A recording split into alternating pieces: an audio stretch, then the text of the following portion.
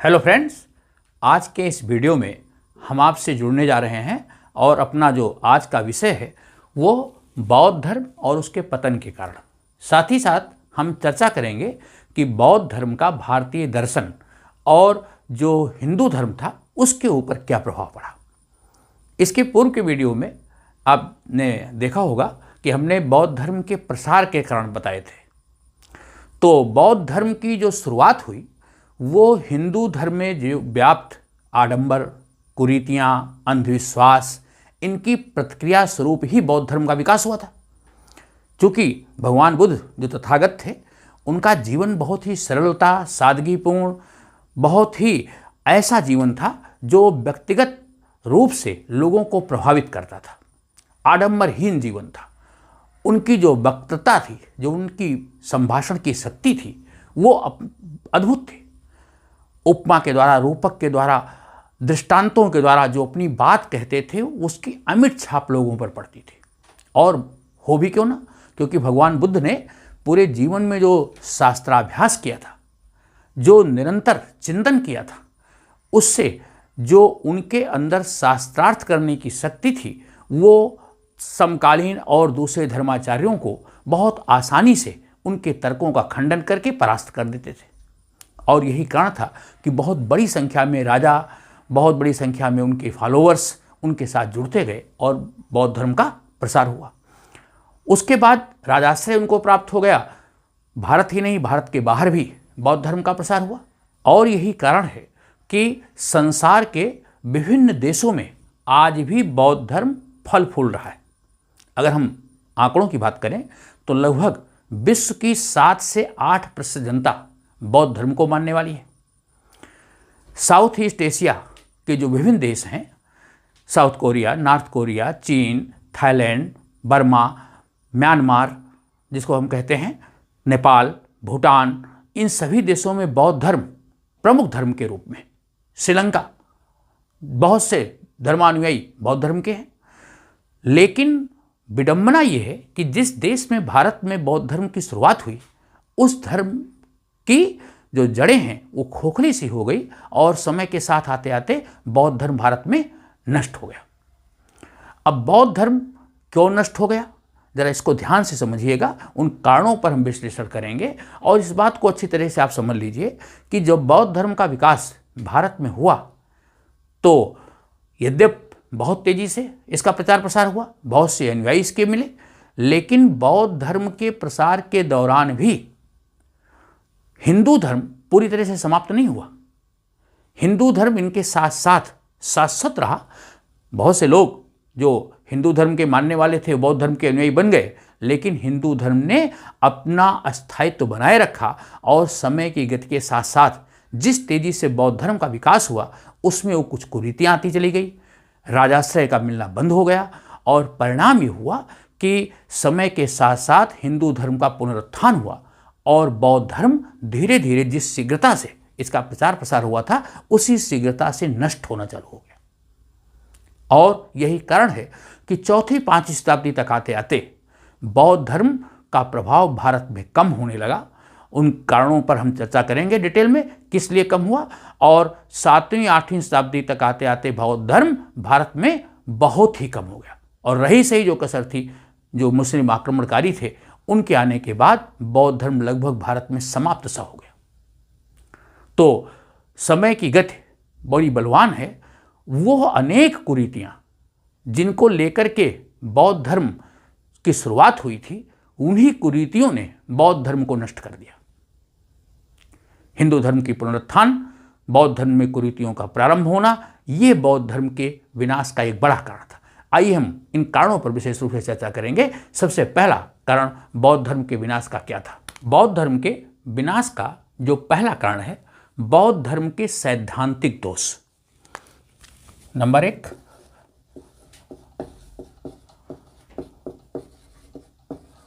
बौद्ध धर्म के सैद्धांतिक दोष।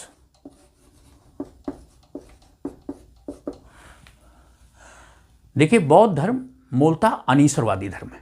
ये ईश्वर को नहीं मानता है, जबकि भारत की जनता बड़ी धर्मप्राण जनता है। बौद्ध धर्म ना तो आत्मा को मानता है न ही ईश्वर को मानता है।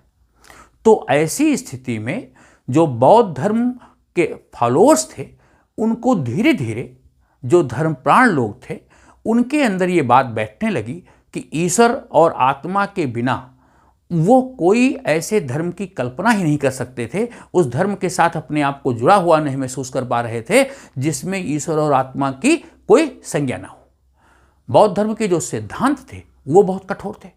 तो सिद्धांतों की कठोरता, आत्मा और ईश्वर की मान्यता के प्रति इनमें कोई ऐसा विचार ना होना, तो इस वजह से जो भारत की धर्मप्राण जनता थी धीरे धीरे बौद्ध धर्म से विमुख होने लगी। बौद्ध धर्म में जो अनुशासन था वो बहुत कठोर था और परिणाम ये हुआ कि भगवान बुद्ध के ना रहने के बाद जो धर्मानुयायी थे, जो भिक्षु और भिक्षुणी थी, वो स्वयं इस कठोर अनुशासन से ऊब चुके थे और वो शिथिलता चाहने लगे थे। जब हम आगे पढ़ेंगे तो आपको बताऊंगा कि द्वितीय बौद्ध संगीत जब हुई तो उसमें इसी बात को लेकर के, अनुशासन में नियमों में शिथिलता लाने को लेकर के बौद्ध धर्म दो भागों में बढ़ गया। महासंघिक और अस्थविरवादी या जिसको हम थेरवादी कहते हैं, ऐसी दो शाखाएं हो गई। एक जो परिवर्तन के पक्ष में थे, दूसरे परिवर्तन विरोधी थे। तो इस प्रकार बौद्ध धर्म के अनुशासन, बौद्ध धर्म के सैद्धांतिक दोष बौद्ध धर्म के विनाश के लिए एक प्रमुख कारण बने। नंबर 2, बौद्ध धर्म के पतन का जो दूसरा प्रमुख कारण था, नैतिकता का पतन।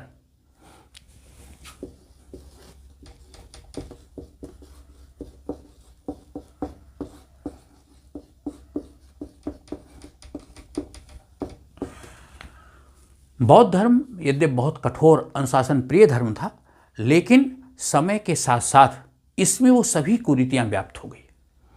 बौद्ध धर्म के प्रसार के लिए जो सबसे बड़ा जिम्मेदार कारक था वो था इसका संघ। जो बौद्ध धर्म का संघ होता था वो प्रचार प्रसार के लिए सबसे बहुत सुनियोजित तरीके से काम करने वाला संघ था। लेकिन समय के साथ संघ जो था उसमें ऐसी कुरीतियां आ गई। जो भिक्षु और भिक्षुणी थी, जिसमें ऐसे नियम बनाए गए थे, प्रत्येक भिक्षु भिक्षुणी को 10 शीलों का पालन करना पड़ता था। बिना संघ में सबकी राय के कोई काम हो नहीं सकता था। लेकिन जब धीरे धीरे बौद्ध धर्म को राजस्व प्राप्त हो गया तो बहुत सी संपत्ति बौद्ध संघ में आने लगी। परिणाम ये हो गया कि जो भिक्षु और भिक्षुणी थे वो अब आराम, वैभव, विलास का जीवन जीने लगे। उनके जीवन में क्रमिक गिरावट आ गई। उनका जीवन पवित्र, सादगीपूर्ण, सरलतापूर्ण नहीं रह गया। वो समस्त विकार जो संपत्ति के आने से होते हैं वो सारे संघ में व्याप्त हो गए। संघ के रहने वाले लोगों का जो जीवन था उसमें चारित्रिक दोष उत्पन्न हो गए। संघ चरित्रहीनता के गढ़ बन गए। और यही कारण था कि जो चीन से आने वाले यात्री हैं उन लोगों ने भी इसका उल्लेख किया है। चाहे वो ह्वेनसांग हो, इसिंग हो, उसने वर्णन किया कि बौद्ध संघ किस प्रकार से पतन के मार्ग पर अग्रसर हो चुके थे।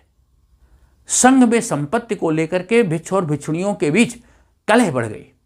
तो इस प्रकार जो नैतिकता का ह्रास हुआ, नैतिकता के ह्रास के कारण ही बौद्ध संघ दो भागों में बटा। दूसरे बौद्ध संगीत में स्थिरवादी अलग हो गए, महासंघिक अलग हो गए, क्योंकि वो नियमों में शिथिलता चाहते थे, उनको कठोर अनुशासन प्रिय नहीं था। तो इस तरह से नैतिकता के ह्रास के कारण से बौद्ध संघ का और बौद्ध धर्म का क्रमिक पतन होता चला गया। ओके, तीसरा कारण, राजकीय संरक्षण का अभाव।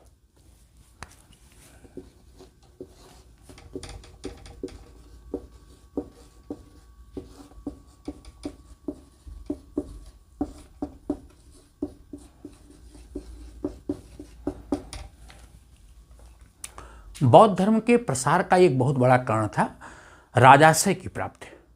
भगवान बुद्ध चूंकि स्वयं क्षत्रिय कुल से थे और उन्होंने जब बौद्ध धर्म का प्रचार प्रसार करना चालू किया तो अनेक समकालीन जो सम्राट थे उनका सहयोग बौद्ध धर्म के प्रचार प्रसार में मिला।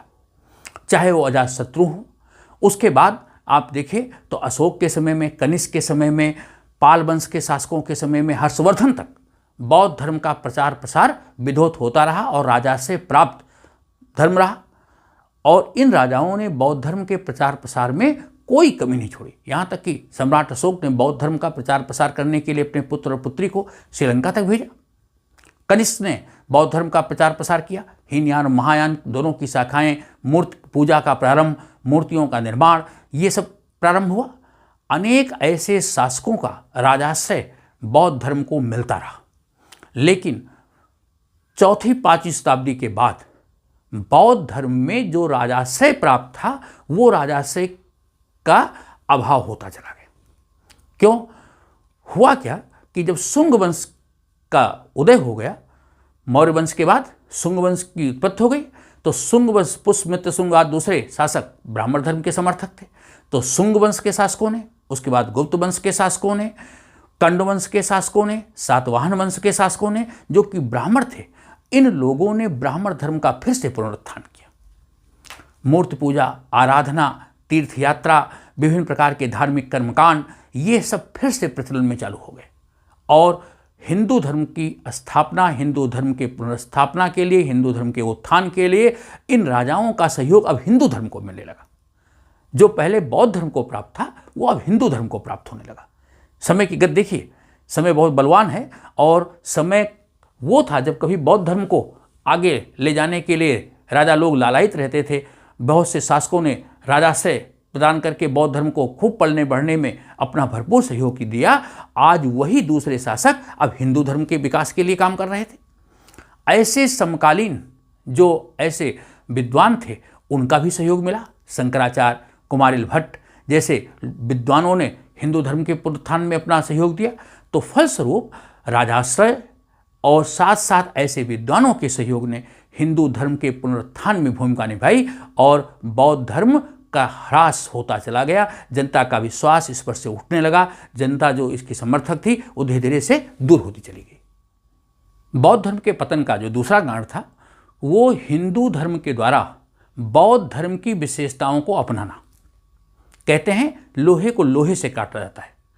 तो हिंदू धर्म का जो संगठन था उसने बौद्ध धर्म की विशेषताओं को स्वयं में अपना लिया। तो नेक्स्ट कारण, हिंदू धर्म द्वारा बौद्ध धर्म की विशेषताओं को अपनाना।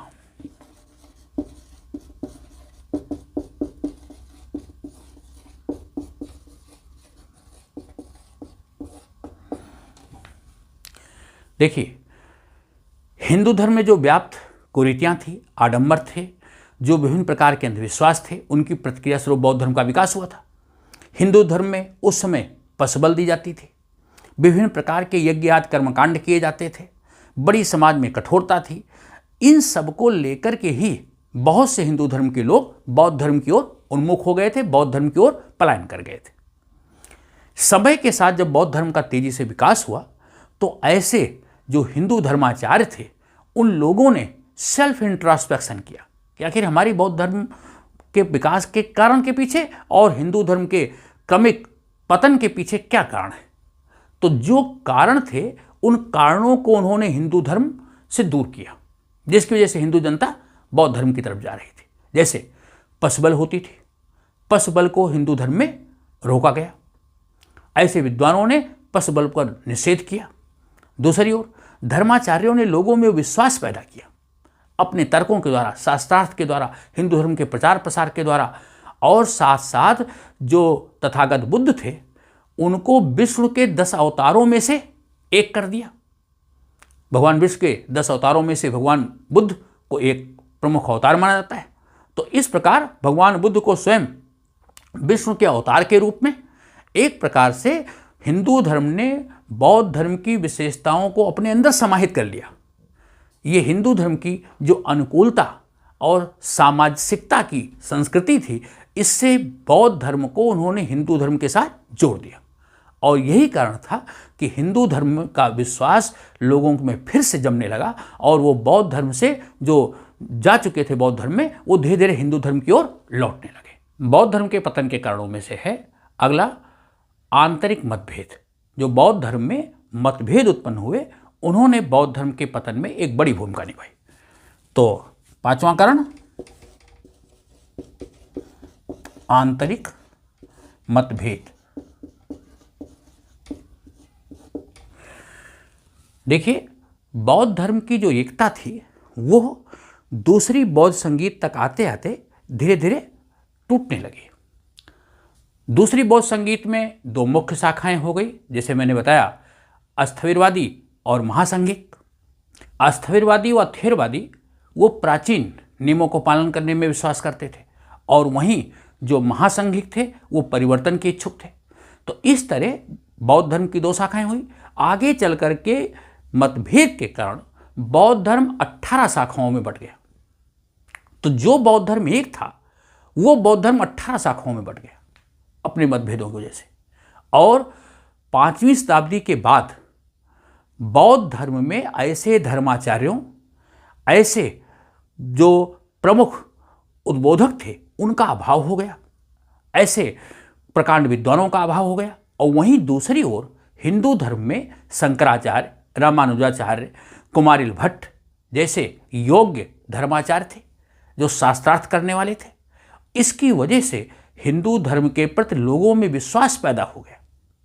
तो धर्माचार्यों का अभाव और दूसरी ओर बौद्ध धर्म की शाखाओं प्रशाखाओं में विभाजन होते जाना, इसकी वजह से जनता का विश्वास बौद्ध धर्म पर से उठने लगा और बौद्ध धर्म क्रमिक रूप से पतन होता चला गया।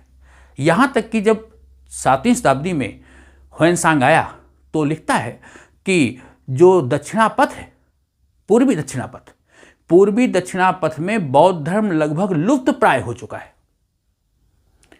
7वीं शताब्दी के उत्तरार्ध में आने वाला जो चीनी यात्री इत्सिंग है वो कहता है कि भारत में बौद्ध धर्म की केवल 4 शाखाएं मुख्य रूप से हैं। स्थविरवादी या थेरवादी है, महासंघिक है, सम्मतीय और मूल सर्वास्तिवादी, ये 4 शाखाएं ही हैं। तो ह्वेनसांग और इत्सिंग के वर्णन प्रमाणित करते हैं कि 7वीं शताब्दी तक आते आते भारत में बौद्ध धर्म सिमट सा गया, उसका वो पहले जैसा विस्तार नहीं रह गया। नेक्स्ट, बौद्ध धर्म के पतन के कारणों में से अगला कारण था कि जो राजपूत थे उनमें बौद्ध धर्म के प्रति लगाव का कम हो जाना। राजपूतों का जो बौद्ध धर्म के प्रति रुझान था वो पहले जैसा नहीं रह गया। राजपूतों का बौद्ध धर्म में रुचि न होना।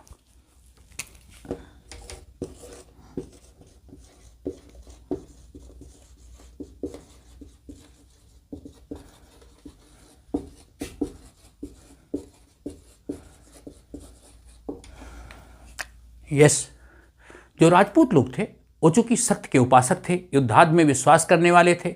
बौद्ध धर्म अहिंसा पर विश्वास करता था। बौद्ध धर्म 10 शीलों का उपदेश देता था। सत्य, अहिंसा, परिग्रह, ब्रह्मचर्य, विभिन्न प्रकार के जो सुख साधन आदि हैं, सुगंधादि हैं, कंचन काया, उससे दूर रखने में विश्वास करते थे। विभिन्न प्रकार के भोग विलासों से दूर रहने में विश्वास करते थे। जबकि राजपूत सत्य के समर्थक, युद्ध में विश्वास करने वाले और इन सब भोग विलास से जो है कहीं ना कहीं बहुत अधिक जुड़ाव रखने वाले लोग थे। तो इसलिए जो राजपूत थे उनका अब पहले जैसा बौद्ध धर्म के प्रति अनुराग नहीं रह गया। वो पहले के जो राजाश्रय प्रदान करने वाले ऐसे बहुत बड़े बड़े जो सम्राट थे, ऐसे सम्राटों की तुलना में 5वीं शताब्दी तक आते आते ऐसे सम्राटों का सहयोग बौद्ध धर्म को मिलना बंद हो गया। अहिंसा की नीति से विशेष रूप से जो राजपूत थे उन्होंने बौद्ध धर्म से दूरी बना ली। इसलिए बौद्ध धर्म का पतन होता चला गया। एक जो समाज का प्रभावशाली वर्ग था वो इससे दूर हो गया। नेक्स्ट, हूणों और तुर्कों के आक्रमण या विदेशी आक्रमण।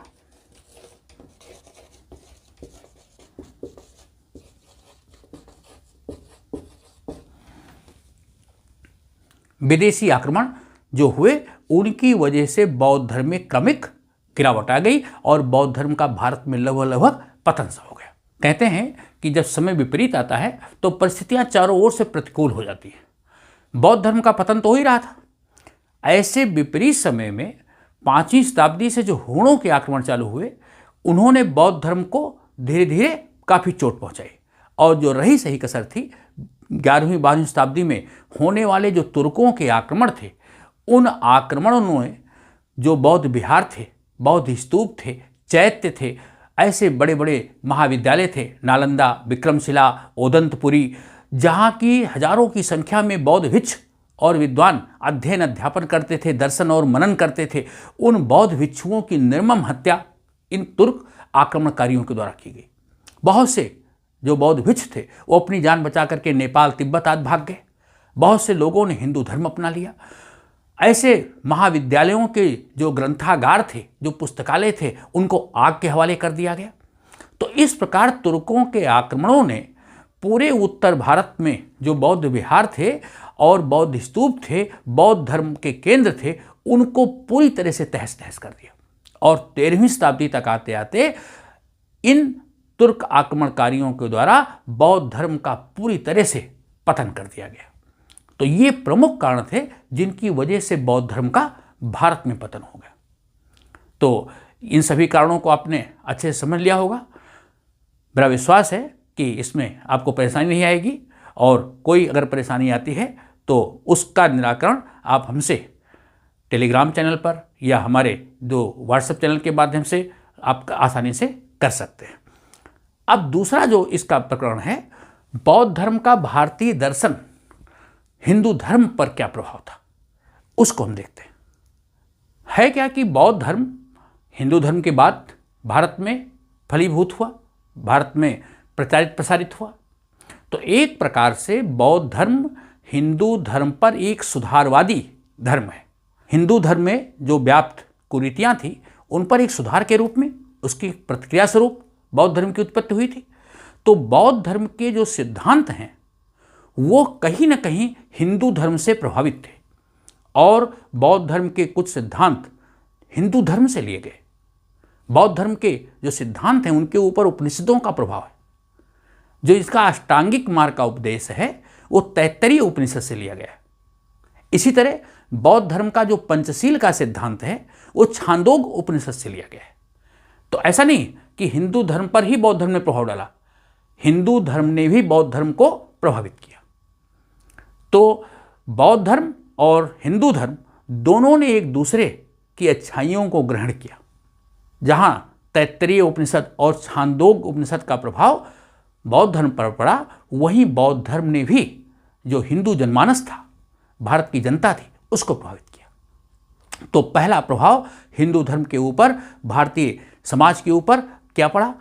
सरल और लोकप्रिय धर्म। पहला लोकप्रिय व सरल धर्म।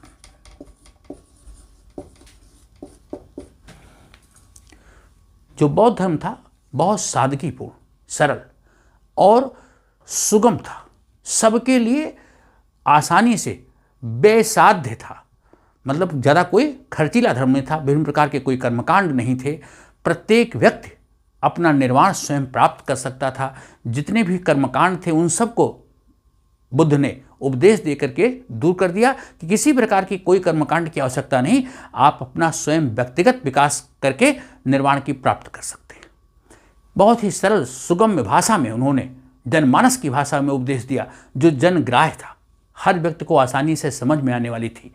जो उनके कथन थे, जो उनके उपदेश थे, ऐसी भाषा में कहे जाते थे, दृष्टांतों के माध्यम से, उपमा के माध्यम से, रूपक के माध्यम से कहे जाते थे, जो सबकी समझ में आसानी से आने वाले थे। और वहीं हिंदू धर्म जो उस समय अध्यात्मवादी था, यद्यपि हिंदू धर्म में उस समय मूर्ति पूजा नहीं थी, हिंदू धर्म में याज्ञिक क्रिया के माध्यम से उस निर्गुण ब्रह्म की आराधना की जाती थी। वैदिक मंत्रों से विभिन्न देवताओं की आराधना होती थी। वो निर्गुण स्वरूप था, अध्यात्मवाद था, जो सबकी समझ में नहीं आने वाला था, और वो काफ़ी खर्चीला तथा कर्मकांड प्रधान भी था।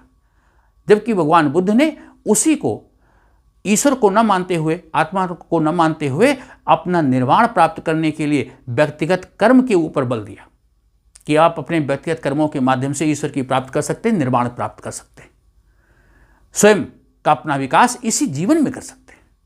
तो ये ऐसा था जो बड़ा सरल सुबोध था और कोई व्यवसाध्य नहीं था। तो ये लोगों की समझ में आसानी से आता चला गया। भगवान बुद्ध ने जो सरलता और सुबोध गम्यता का उपदेश दिया, इसकी वजह से भारत में जो समाज विभिन्न जातियों उपजातियों में बटा हुआ था, आर्यावर्त विभिन्न जातियों में बटा हुआ था, उसमें एक राष्ट्रीय चरित्र का निर्माण हुआ, एक राष्ट्रीय एकता का विकास हुआ और इस राष्ट्रीय एकता ने भारत की राजनीतिक एकता का मार्ग प्रशस्त किया। इतिहासकार हेबल ने कहा है कि बौद्ध धर्म ने समस्त उत्तर भारत में व्याप्त जो जातिगत बंधन थे उनको शिथिल कर दिया, क्योंकि बौद्ध धर्म जात पात में विश्वास नहीं करता था, छुआछूत में विश्वास नहीं करता था, समानता की बात करता था।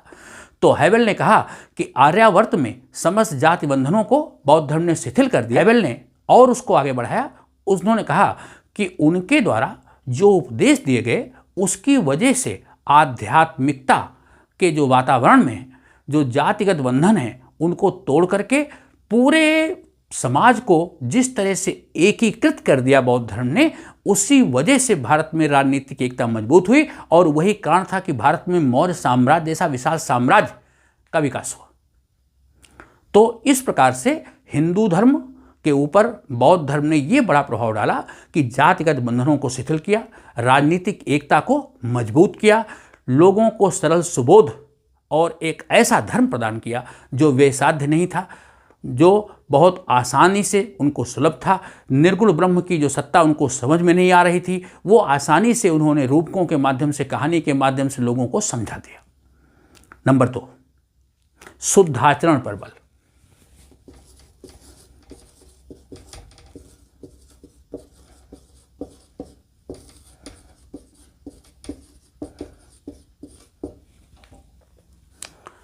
भगवान बुद्ध के द्वारा जो उपदेश दिए गए उसमें अष्टांगिक मार्गों का उपदेश दिया गया, 10 शीलों का उपदेश दिया गया और ये वही शील थे जो सरल, सादगी, पवित्र, नैतिक, अनुशासित जीवन जीने पर बल देते थे। तो भगवान बुद्ध के द्वारा जो उपदेशित धर्म था वो ऐसा धर्म था जो लोगों को सादगी सिखाता था, पवित्रता सिखाता था, नैतिकता सिखाता था, लोगों में करुणा, मुदिता का भाव पैदा करता था। तो इस धर्म के द्वारा लोगों में जो संस्कार आरोपित किए गए, लोगों में जो भाव पैदा किया गया, जिसकी वजह से उनके आचरण का विकास हुआ। भगवान बुद्ध ने कहा कि हम स्वयं शुद्ध आचरण करके इसी जीवन में निर्माण प्राप्त कर सकते हैं। उन्होंने व्यक्तिगत कर्म के ऊपर बल दिया। परिणाम स्वरूप लोगों के जीवन में एक बड़ा चेंज आया। लोगों का जीवन सादगी, पवित्रता और कल्याण तथा करुणा की प्रतिमूर्ति के रूप में लोगों के जीवन में इस प्रकार के परिवर्तन नजर आए। क्यों? क्योंकि भगवान बुद्ध स्वयं उसके प्रतिमूर्ति थे। वो जो कहते थे स्वयं करते थे। उनका जीवन ही एक आदर्श था। वो स्वयं करुणा की मूर्ति थे। वो जो कहते थे, जो उपदेश देते थे, उनके चरितार्थ भी करते थे। तो उनको देख करके, उनके अनुयायियों को देख करके जिस प्रकार भिक्षुड़ी या उपासका और उपास जो जिस प्रकार का जीवन जीते थे, उसको देख करके लोगों में ये सहज भाव पैदा हुआ और लोगों ने अपने आचरण में शुद्धता लानी चालू कर दी। तो हिंदू धर्म में एक बड़ा प्रभाव आया कि लोगों का आचरण बहुत ही शुद्ध हो गया, पवित्र हो गया, नैतिक हो गया, उनका सदाचरण युक्त जीवन हो गया। तो इस तरह भगवान बुद्ध ने मन, वचन और कर्म की शुद्धि पर बल दिया और व्यक्तिगत आचरण पर बल दिया। फायान, हुएनसांग, इत्सिंग जो चीनी यात्री आए हैं, उन्होंने अपने वर्णनों में भी इसका उल्लेख किया है। तो लोगों के शुद्धाचरण और लोगों के संयमित जीवन, लोगों के अंदर निस्वार्थ सेवा, ये सब भाव पैदा करने में बौद्ध धर्म बहुत सहायक रहा। दूसरा कारण हो गया। तीसरा प्रभाव जो हिंदू धर्म पर पड़ा वो बौद्ध धर्म का ये था कि बौद्ध धर्म में जातिगत जो असमानता थी वो विश्वास नहीं करते थे। समाज में उन्होंने समानता की स्थापना और वर्गभेद को खत्म किया। तो नंबर 3, जातिगत असमानता,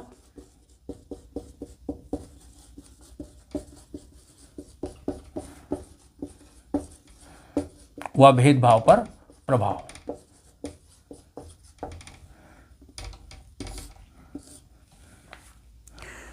भगवान बुद्ध से पूर्व हिंदू धर्म में समाज विभिन्न जातियों उपजातियों में बटा हुआ था। वर्ग के बीच विभिन्न भेद थे। भगवान बुद्ध से पूर्व जो हिंदू समाज था उसमें जातीय असमानता थी। समाज जातीय उपजातीय प्रक्रियाओं में बटा हुआ था। विभिन्न जातियाँ उपजातियाँ थी, लोगों में असमानता थी, वर्गभेद थे। तो इन समस्त जातिगत जो भेदभाव थे इनकी बौद्ध धर्म ने उपेक्षा की। बौद्ध संघ के द्वार सभी के लिए खुले थे। विभिन्न जातियों उपजातियों को किसी भी प्रकार की कोई रोक नहीं थी। यहाँ तक कि आगे चल करके स्त्री और पुरुष दोनों का संघ में प्रवेश हुआ। तो निर्धन को भी निर्वाण प्राप्त करने का अधिकार बुद्ध ने दिया। विभिन्न प्रकार के जो कर्मकांड थे उनको समाप्त कर दिया। केवल व्यक्तिगत आचरण से, बिना किसी कर्मकांड के आप अपने शुद्ध आचरण से निर्वाण की प्राप्ति कर सकते हैं। जातीय समानता को उन्होंने समाप्त कर दिया। जाति का भेद ही नहीं रखा। समस्त लोग एक साथ बैठ करके आराधना कर सकते थे। संघ में सभी लोग बराबर थे। तो जो जातिगत असमानता थी उसको उन्होंने दूर कर दिया और सबको संघ में आने के लिए उन्होंने द्वार खोल दिए। भगवान बुद्ध मानव की स्वतंत्रता और समानता में विश्वास करते थे। उन्होंने समानता, स्वतंत्रता, इन मूल्यों को उपदेशित किया। भगवान बुद्ध ने तपस और कालिक नामक 2 शूद्रों को अपना शिष्य बनाया। तो इस प्रकार इन 2 शूद्रों को उन्होंने प्रथम उपदेशित किया। भगवान बुद्ध द्वारा जो संघ में जातिवाद की उपेक्षा की गई, इससे वर्ग में समानता, वर्ग में स्वतंत्रता, समानता, सहनशीलता आदि गुणों का विकास हुआ और एक ऐसे समाज का निर्माण उन्होंने किया जहां किसी प्रकार के बंधन नहीं थे, किसी प्रकार के कोई ऐसे अवरोध नहीं थे, सभी व्यक्ति बराबर थे। तो यह एक बड़ा योगदान था समाज के निर्माण में। हिंदू समाज जो टुकड़े टुकड़े में बटा हुआ था उसको उन्होंने जोड़ करके सामंजस्य का भाव पैदा किया। भगवान बुद्ध का जो भारतीय हिंदू दर्शन पर प्रभाव है वो अहिंसा पर प्रभाव।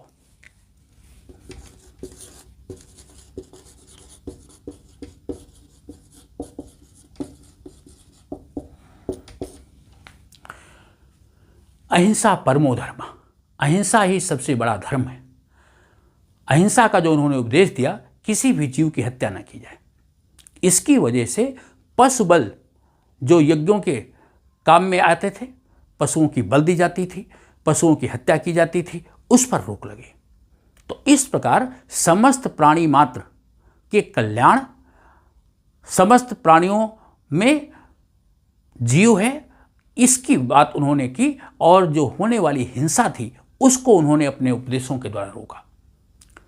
विभिन्न प्रकार के जो हिंदू धर्म में व्याप्त संस्कार थे, यज्ञाधिकार थे, जिनमें कि पशुओं की बल दी जाती थी, आखेट आदि किया जाता था, उन सब पर उन्होंने रोक लगाई। यहाँ तक कि होने वाले युद्धों पर भी उन्होंने प्रभाव डाला। तो इस प्रकार से समाज में एक बड़ी जो ऐसी हिंसा की नीति चली आ रही थी, वो नीति को उन्होंने अपने उपदेशों के द्वारा, बौद्ध धर्म के सिद्धांतों के द्वारा उसको बहुत ही कम से कम करने का प्रयास किया। तो अहिंसावादी जो नीति थी उनकी, वो समाज में मनुष्य के साथ साथ जो ऐसे जीव जगत के प्राणी थे उनके कल्याण के लिए बहुत ही प्रभावकारी सिद्ध हुई। बौद्ध धर्म का अगला प्रभाव शिक्षा पर प्रभाव या शिक्षा का प्रसार।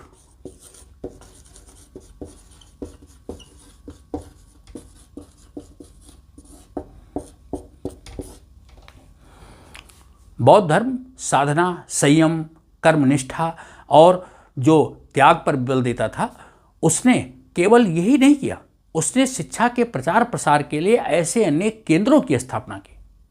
तक्षशिला, नालंदा, विक्रमशिला, ओदंतपुरी जैसे विश्वविद्यालयों की स्थापना हुई, जहां केवल भारत ही नहीं, देश विदेश के विद्यार्थी आकर के ज्ञानार्जन करते थे।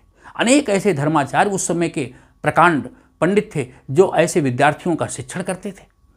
तो ऐसे बौद्ध धर्म के जो केंद्र थे, बौद्ध विहार थे, ज्ञानार्जन के केंद्र बन गए और विभिन्न देशों के विद्यार्थी उस ज्ञान को प्राप्त करने के लिए यहाँ आने लगे। शिक्षा के केंद्रों का विकास हुआ। भगवान बुद्ध के जो उपदेश थे, उन उपदेशों को त्रिपिटक में, पाली भाषा में लिखा गया। भगवान बुद्ध के जो उपदेश थे वो जब तक जीवित रहे निरंतर भ्रमण करते थे और सामान्य जन की भाषा में, अर्धमागधी भाषा में उपदेश देते थे, जो जन सामान्य की भाषा होती थी। बाद में इनके उपदेशों को त्रिपिटक ग्रंथ में पाली भाषा में संग्रहित किया गया। तो इस प्रकार जो इनके द्वारा स्थापित ऐसे बौद्ध विहार थे वो शिक्षा के केंद्र के रूप में स्थापित हुए। साथ ही साथ उनके जो धर्मग्रंथ हैं, जिनको आगम के रूप में भी कहते हैं, इन त्रिपिटक के रूप में वो संसार का मार्गदर्शन करने के लिए तैयार थे, जिनका संसार की विभिन्न भाषाओं में अनुवाद किया गया।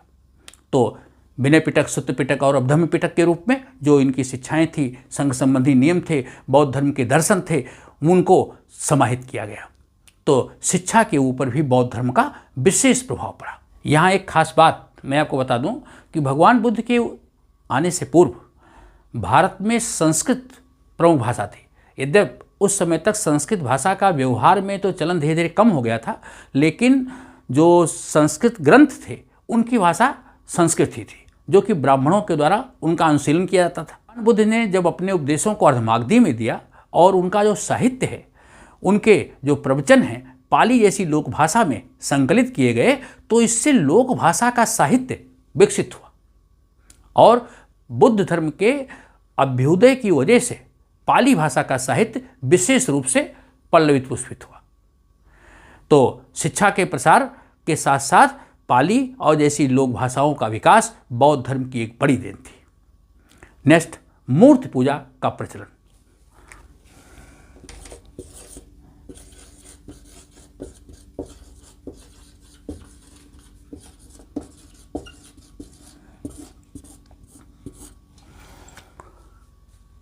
बौद्ध धर्म के उदय से पूर्व भारत में जो हिंदू धर्म में पूजा की पद्धति थी वो यज्ञ आदि के माध्यम से होती थी। यज्ञ वैदिक मंत्रों के द्वारा यज्ञ में आहुति डाल करके देवी देवताओं की आराधना होती थी। बौद्ध धर्म के प्रभाव के स्वरूप जब हीनयान और महायान दो शाखाएं विभाजित हो गई, तो महायान शाखा ने बौद्ध धर्म की मूर्ति पूजा प्रारंभ कर दी और उसका प्रभाव हिंदू धर्म पर भी पड़ा। हिंदू धर्म में भी जो देवी देवता थे उनकी मूर्तियां बनाई गई, उनके मंदिर आदि बनाए गए और इस प्रकार भारत में हिंदू धर्म में मूर्ति पूजा की शुरुआत बौद्ध धर्म से हुई।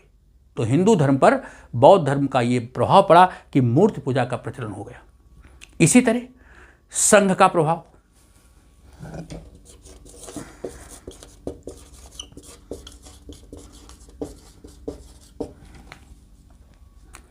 जब बौद्ध धर्म का उदय हुआ तो बौद्ध धर्म के प्रचार प्रसार का जो एक सबसे प्रमुख कारण था वो था संघ का निर्माण। संघ बहुत अनुशासित संगठन था और वो बौद्ध धर्म का प्रचार प्रसार अनुशासित भिक्षु और भिक्षुणी दिन रात करते थे। तो संघ के प्रभाव की वजह से जब बौद्ध धर्म का प्रचार प्रसार हुआ तो इसको हिंदू धर्म के लोगों ने भी देखा। पहले इस प्रकार हिंदू धर्म में विभिन्न ऋषि मनीषी संत आदि होते थे, लेकिन इस प्रकार का कोई संयुक्त संगठन नहीं था जो धर्म विशेष के प्रचार प्रसार के लिए काम करे। परिणाम स्वरूप हिंदू धर्म में भी ऐसे रामद्वारे, ऐसे मठ, ऐसे अखाड़े, ऐसे संतों के संगठन स्थापित होना चालू हो गए और इन रामद्वारों के द्वारा, मठों के द्वारा, अखाड़ों के द्वारा हिंदू धर्म का प्रचार प्रसार संघ की तर्ज पर किया जाने लगा। तो संघ का एक बड़ा प्रभाव यह आया कि जो हिंदू धर्म था वो भी संगठित हो गया और अपने प्रचार प्रसार के लिए उसने वो सारी तकनीक, वो सारी विधियां अपनाई जैसे कि बौद्ध संघ अपने धर्म के प्रचार प्रसार के लिए करते थे। तो इस प्रकार से सुनियोजित योजना बनाने वाला एक ऐसा सामुदायिक संगठन का विकास हुआ जिसके एक कुछ नियम थे जो अनुशासनबद्ध होकर के समर्पित कार्यकर्ताओं के द्वारा अपने धर्म का प्रचार प्रसार करने के लिए हिंदू धर्म ने भी ऐसे संगठनों का विकास किया। बौद्ध दर्शन का प्रभाव हिंदू धर्म पर यह पड़ा कि बौद्धिक स्वातंत्र को बढ़ावा मिला। तो नेक्स्ट पॉइंट, बौद्धिक स्वातंत्र।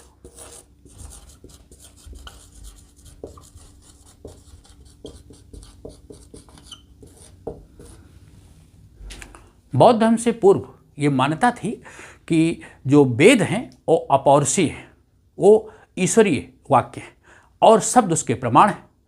वेद ईश्वरीय ज्ञान है, शब्द उसके प्रमाण हैं। भगवान बुद्ध ने कहा कि अपदीपो, भगवान बुद्ध ने इसको नहीं माना, उसका खंडन किया। भगवान बुद्ध ने योग्यता, तर्क और कर्म पर बल दिया, विवेक पर बल दिया। भगवान बुद्ध ने कहा कि अपदीपो भव, उन्होंने ये कहा कि आप अपने प्रकाश स्तंभ स्वयं बनिए। जो हमारे द्वारा दिया गया उपदेश है उसको आत्मसात मत करिए, उसको तर्क और विवेक की कसौटी पर कस करके उसका पालन करिए। तो जिस प्रकार से उन्होंने योग्यता और तर्क को बढ़ावा दिया, उसका प्रभाव पूरे प्राणी जगत पर पड़ा। और ऐसे लोग जो हिंदू धर्म में जो व्याप्त ये परंपरा चली आ रही थी कि वेद ईश्वरीय ज्ञान है, उसमें तर्क और स्वतंत्र चिंतन पर प्रतिबंध था, उस पर से भगवान बुद्ध ने पर्दा हटा दिया। भगवान बुद्ध ने योग्यता, तर्क और कर्म पर बल दिया। फलस्वरूप चिंतन की प्रक्रिया प्रारंभ हुई और अनेक ऐसे बौद्ध धर्म के जो धर्माचार्य थे, नागार्जुन हैं, असंग हैं, वसुबंध हैं, ऐसे बौद्ध दार्शनिकों ने केवल भारत ही नहीं संसार पर उन्होंने प्रभाव डाला। तो इस प्रकार बौद्धिक स्वातंत्र को बढ़ावा दिया। नेक्स्ट, हिंदू दर्शन पर प्रभाव।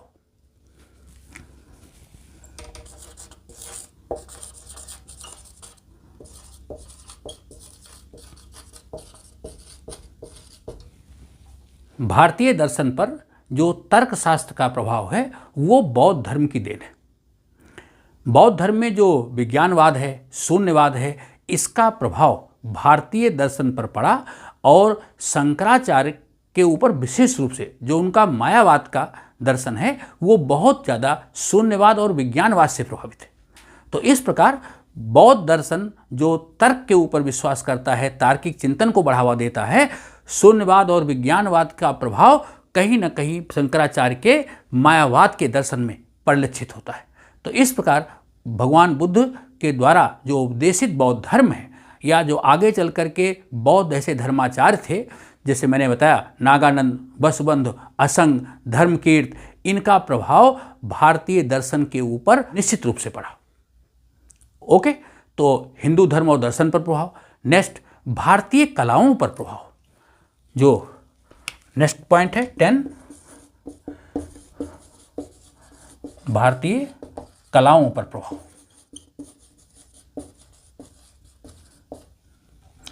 भारतीय कला कैसे? चित्रकला, वास्तुकला, मूर्तिकला, ये 3 प्रकार की कला है। भारत में जो हिंदू धर्म था, पहले जो उनकी उपासना पद्धति थी, यज्ञ के लिए मंडप बनाए जाते थे, यज्ञ के माध्यम से देवी देवताओं की आराधना होती थी, लेकिन कोई स्थायी निर्माण नहीं होते थे।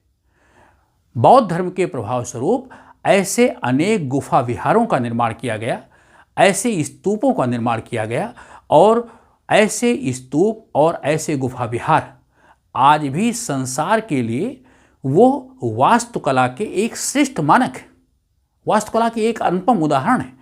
उन पर की गई जो नक्काशी है, जो मूर्तिकला है या जो चित्रकारी है, वो आज भी एक अद्भुत कहानी कहती है। चाहे वो अजंता एलोरा की गुफाएं हों, एलोरा में आप देखें तो मूर्तिकला के अद्भुत नमूने दिखाई पड़ते हैं उन गुफा विहारों में, या अजंता में जो चित्रकला का नमूना दिखाई पड़ता है, बाघ की गुफाएं, बराबर की गुफाएं, कार्ले चैत्य, भाजा चैत्य, इसी प्रकार सांची का स्तूप, अमरावती का स्तूप, जो ऐसे स्तूप हैं, उन स्तूपों के निर्माण और उन स्तूपों पर की गई जो मूर्तिकला है या जो नक्काशी है, जो मूर्तियों के पैनल हैं, वो उस समय के विकसित मूर्तिकला, स्थापत्य कला और चित्रकला के अनुपम उदाहरण हैं, जो भारतीय समाज को, भारतीय सांस्कृतिक निधि के लिए एक बहुत ही विशिष्ट देन है।